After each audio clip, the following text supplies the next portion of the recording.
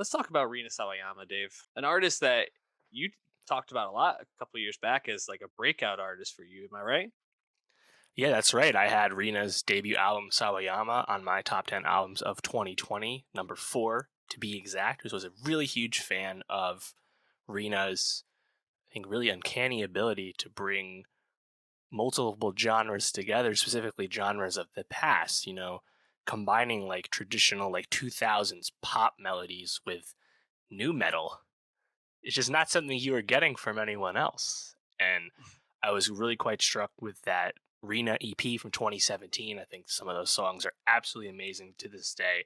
But that album Sawayama has a ton of bangers on it too for this uncanny quality. Songs like Excess and Best Friend and Como de Garçons. There's just some really cool songs on here, and Mhm. it makes sense that Rena has now come into the purview of Charlie XCX, of course, featured on Charlie's album Crash earlier this year. And, I think the second Rena album, the first one with the true like hype and big fandom behind her at this point. And there was a lot of anticipation for this second album, Hold the Girl. And I think it's an interesting record because it's definitely different from Sawayama, and she's definitely doing some new new stuff. And whether that's as engaging and as cool as some of her older stuff, probably depends on the listener. But I think there's just a lot to like about Rena. That's still true. Dave, the answer to what you just said is no. This is not as engaging as Sawayama. This album actually, I felt was um, fairly a letdown for me, only because, like you, I think so eloquently put, Sawayama had so many songs that felt so inventive and singular and made Rina such an exciting new artist because she was like putting out music that I don't think I'd ever heard like appear to. Something like Como des Garçons, Dynasty, like you mentioned, Excess. Like those songs are straight bangers and like blend so many genres. So I like in such a beautiful way. Excess, those guitars at the beginning. There's nothing as engaging as those guitars on "Hold This Girl" as, uh, and it's just like so disappointing to me because I was expecting to get a few moments where I was like, yes, there's Mm-hmm. Rena, and it felt like she kind of went more for like a more personal and more just like straightforward pop album. Yeah, yeah. For the most part, Hold the Girl is more conventional, more traditional, and I think it does come across as Rena having sanded down her edges a little bit on this. And there's still some really cool moments that bring you back to the appeal of her past work, but a lot of the other stuff is a lot more conventional pop album. And that's inherently just not as engaging and not as interesting as her other stuff, despite the fact that she is a strong vocalist. And it's not like those songs are necessarily bad, but it's just they're not nearly as cool as the other stuff. I think I um was really impressed with her vocals, and I think that is really what carries her. A song like the title track "Hold the Girl," her vocal performance of that is dynamite and just like blows you away.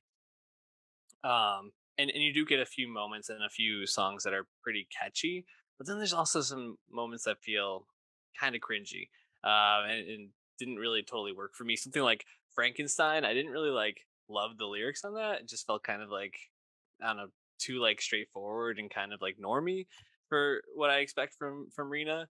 But I I guess maybe I'm being too hard as I say it because I did definitely enjoy the album. I think I just expected so much, and Mm. today is a big expectation day because as we talked about in some other albums, going into NCT with no expectations, I thought it was great. Going into Rena, I had high expectations, and I was like, man, didn't live up to hmm the inventiveness. Tell me about the tracks that you really loved, though. Yeah, so I totally agree on Hold the Girl. I think the Rena vocal performance is awesome, and the way that song just like really builds up with these violins, and the beat just gets like Mhm. progressively harder and more electronic as the song goes. Really great. She really smashed that one. Of course, the lead single, "This Hell," I really dig as kind of like a throwback country pop song, with contemporary lyrics thrown in. You know, a lot of people have talked about that as like a analog to like Lil Nas X, just because of like the subject matter to it. But and I think that one's just really catchy, really fun to listen to. But I think the song that's probably most engaging for its familiarity with her past work in a good way would be Imagining, because I think the Rena performance is awesome, but ultimately that is just a hyperpop song. That is a Charlie vibe Mhm. right there. And I think that song is fun. That beat is gnarly. Like, I love that one. Oh yes, definitely. That was definitely a standout for me as well.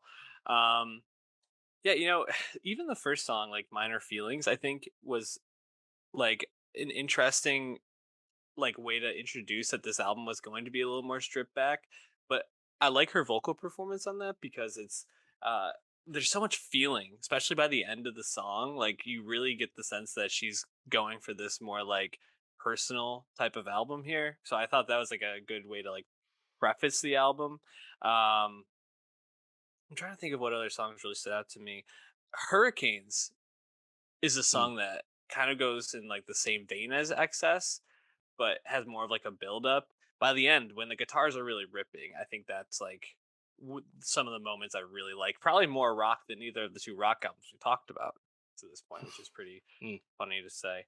Um, yeah, I mean, did you say? Would you say that you were like pleased with this album? Were you like, man, I got what I was looking for from You know, Rena? I guess I could say like moderate disappointment. I'm really happy about getting another song like Imagining, but you know, songs like Catch Me in the Air, songs like Phantom, those are just like dull, straightforward songs, and like it doesn't matter Yeah. how good she sings, like they're just lackluster, you know. And Hmm. the worst songs on Sawayama were were bad or not as good because of having too much going on. I think I just would rather defer to that than something that's kind of, you know, simple like some of these other tracks on Hold the Girl, which this isn't whole not a whole lot to them. Um, Yeah.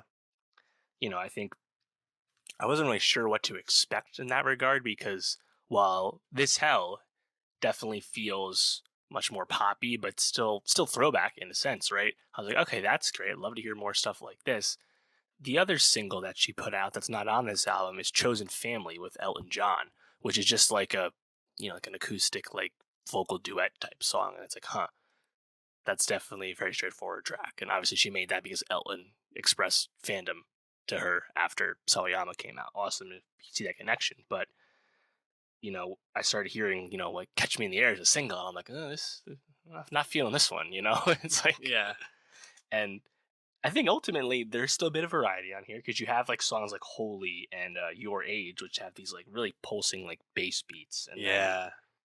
like I mentioned, Imagining is straight hyper pop. This Hell's, throwback country pop. And if you separate those songs from these kind of boring, straightforward vocal tracks we mentioned, like there's still a lot to like.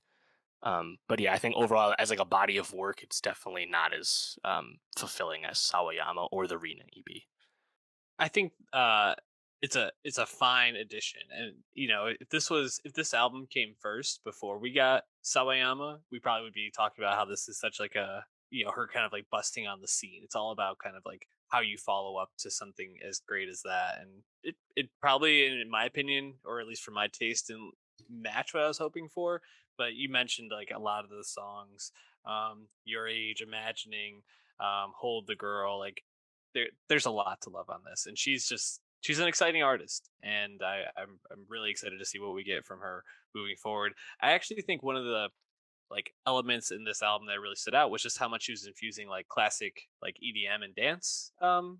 flourishes into the tracks in little ways, and I think that we probably will be getting more of that sound at some point from her moving forward. So uh, definitely check out Hold the Girl. Let us know your thoughts below.